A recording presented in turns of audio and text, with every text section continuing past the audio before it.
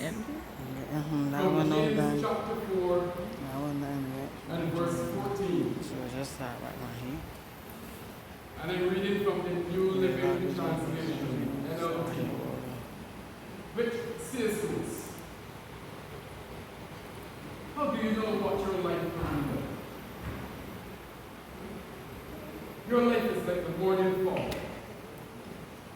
It's here a little while, then it's gone. The King James Version has it this way: what is your life? The presence of death pushes us, forces us to think about life.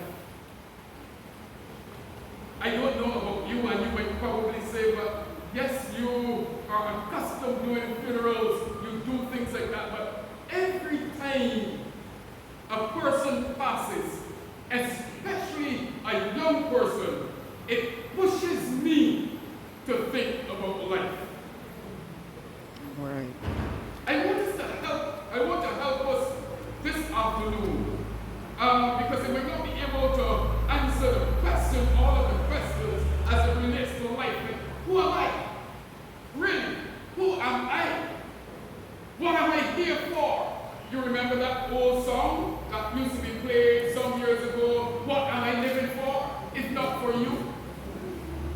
It pushes us to think about a number of things, and like I said, I might not be able to answer all of the questions, but there are a few things that I want us to understand this afternoon.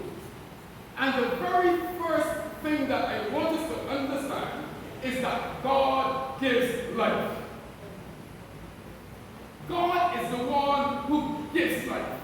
And sometimes we grapple and struggle with the whole idea of, if this God that gives life, why should he take it? So persons would ask the question, why would a good God allow persons to suffer? Why would a good God allow persons to experience difficulties and trying times? I want to submit to you today that it is because of sin, it is because of a fallen world that we experience these things. The struggle. Job had it. Job was afflicted, as we all know, and Job's friends, his buddies, came to him and said, hey Job, you know why you are experiencing all that you are experiencing? You are experiencing all that you are experiencing because you have done something wrong. And there was that back and forth conversation, that back and forth dialogue, with the whole question of all that Job was going through. And then Job asked the question, if a man dies, will he live again? And a little later he was able to answer that question by saying, I know that my Redeemer lives. I want to submit to us today that God is the one who gives life.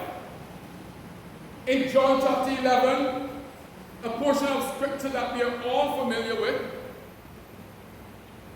Lazarus passed. Before he passed, he was sick. And we are told that he waited. So he didn't hurriedly go upon receiving news that his friend Lazarus was sick. Jesus, for some unknown reason, decided that he's going to delay it. He's going to wait. And we are told in scripture that Mary and Martha said to him, Master, if you were here, our brother would not have died. And Jesus was able to say to them, I am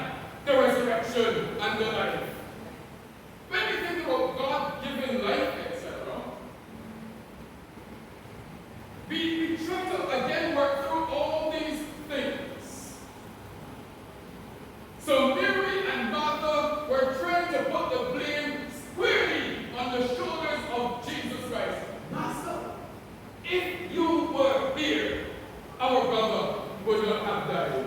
But Jesus assured them that he is the resurrection and he is the life. The second thing that I want us to note as it relates to life is that life is short. The brevity of life. In the eulogy, I took careful note when the brother said that Sean planned his business. And that's commendable. But James, in addressing his audience's readership at the time, would have indicated to them that, look, even though you're planning for the future, you have to recognize that the future is not in your hands. The future is not in our hands. Hence, life is brief. Now, at 51 years old, that's young. That's my contemporary. I'm a little older than him, but 51 is young. And there was a time when can start this we one. used to I think want that the finish only it. persons that would go, but certainly when I was growing up, I used to This think is that the second only one. persons that would go were the old We're folk. not, I don't know anything else. Stop But the it. reality I is know. that young Oh, are that's going, fine. middle age are going, every let me- single I person mean, seems to be it's- going in these times, and I'm saying to us that life is brief. But this So- thing is just that he ain't spending one. We have to live as though we're going to be here forever. Our plan as though we're going to be here forever, but live every day as our last. It will help to give us some perspective as it relates to life. Would you agree with me that for some persons, life hinges on where you live? For some persons, life hinges on the car you drive. For some persons, life hinges on the bank account that you have. But the reality is, a little sickness, a piece of COVID can change all of that. It's true. So we should have a clear perspective as it relates to life and recognize that life is short. And based on the brevity of life, we should live life with purpose. You see, unfortunately, in our country today, there seems to be no respect for human life. So when I was growing up again, boys would fight. It was a normal thing. The issue is not who was beaten, but boys would fight. But then when they finished, you would never believe that it was those same boys who fought yesterday. There was that value that was attached to life, and now it would seem as though there's no value attached to life. So, you touch me, I can kill you. I will let you know. And if you're not comfortable with my licking you down, I'm going to take you home. I want to suggest to us that we need to get to the place where we rediscover the sacredness and the sanctity of life, where we get to the